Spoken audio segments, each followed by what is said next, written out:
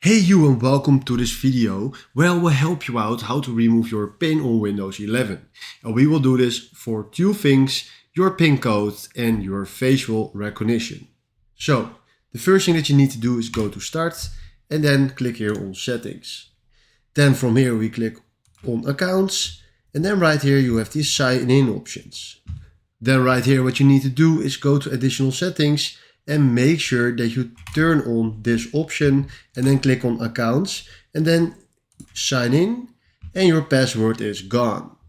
Then the other way what you need to do is go to facial recognition and remove your facial recognition. So that is also done. And then if you go to PIN, there is nothing for our PIN that we can remove. So right now we removed the PIN and our facial recognition on Windows 11. So this is exactly how this works. Thanks for watching and have a wonderful day.